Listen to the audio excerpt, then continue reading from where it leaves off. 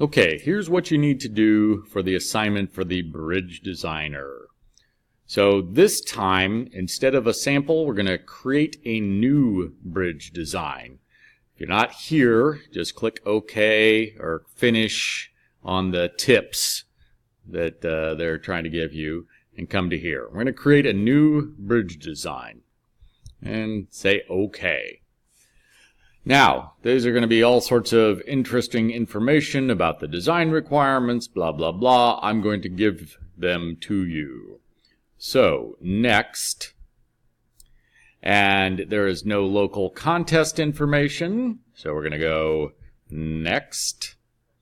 Now, on here is where you are going to have some things you have to do and some things you have choices on. So the first one is the deck elevation on here. So we're going to work at 24 meters, the highest elevation. Now you can choose arched abutments, which you will have an extra joint to place things underneath the bridge, or standard abutments. If you choose arch, there's different sizes that you can choose on those that will change some other things. If you are using arch, you can use only 4 or an 8-meter arch. It's up to you though. So standard or arch, that's up to you. Pier, you may use a pier if you would like, but make sure that you put the pier in such a way that it reaches up towards the bridge. 24 meters would be the ideal choice. It's easier probably to use no pier. And then cable anchors, you can do 1, which will bring it over here, or 2 cable anchors if you want to try a suspension type bridge. My suggestion for this one is you simply go with 24 meters, standard abutments, no pier, no cable anchorages. There'll be less that you have to figure out with that, because I'm only going to cover some basic stuff. So once you have chosen that, click Next. Now the loading on this, you can choose medium or high strength concrete. High strength concrete will be a little bit more expensive on your starting. So if I click that, I can see that my site cost has changed from 63 to 67. There will be some advantages to that later on in terms of the rest of the cost perhaps, but that's up to you to decide. And then the loading, we're going to do the standard 225 kilonewton truck. That's 2 lanes. We won't do, so don't have to worry about that. So, but you do have a choice of the deck material. And the deck material is this part of the bridge that's going on that the trucks are riding on. So you click Next. Now here, template, it is entirely up to you what you want to choose. If you've done other possibilities, abutments or cable anchorage, there will probably be some additional options here. But as is, you can choose these, or you can choose none. It's entirely up to you. I'm going to click None just so that I can show you some things. And then Next, Design By, put your name in there. And Finish. Now, when you get in here, your tools include the joints, the trusses, the selection tool, and the erasers. Joints, even though there are circles here, that's not all the joints that you're going to need. You have to decide where the other joints will go. You can use the grid to help you line things up. They can be placed anywhere, but you do need to know that whenever you place a joint, you have to use it. You can't just leave it laying out there because that causes some instability.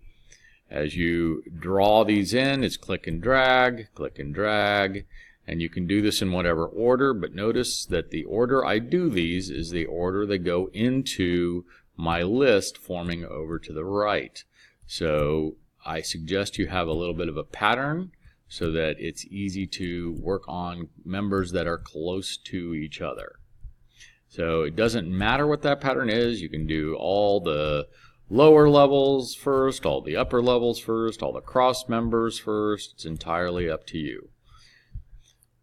Now, if when you put these in, you decide that, oh, I don't need to have a particular number of beams in there or whatever, I'm just going to try this, you're going to get this. Your structural model is unstable.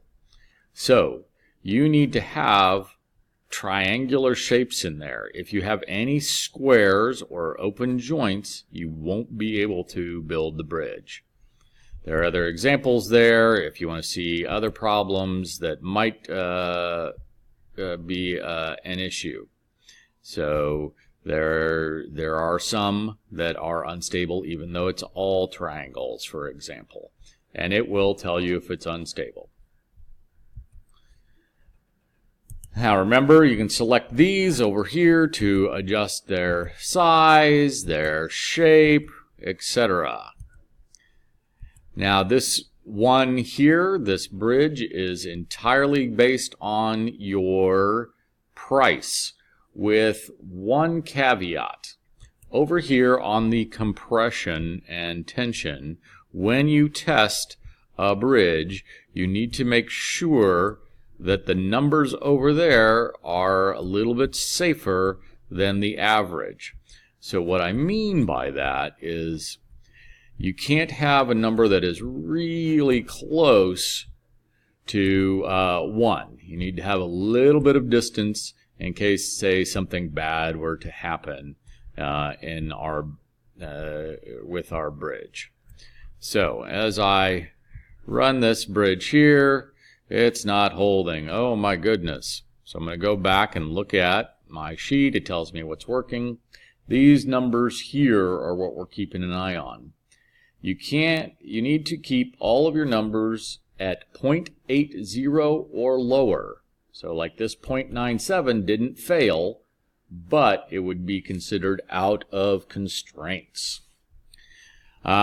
There's another thing I want to show you, which is up here under iterations. If you find a bridge that really works and then you screw something up, you can go back to old bridges that you tested, back and forth till if you find one that worked really well. Use the erase tool as you need it. Use the joint members. You can start all over from the beginning if you want to try a different design. It's all fine. Going for the lowest, cheapest bridge with the compression and tension issue of 0.80 or less. Make sure you print your bridge. It should have your name on it, and you'll turn that into the sub. Okay, see you guys next week.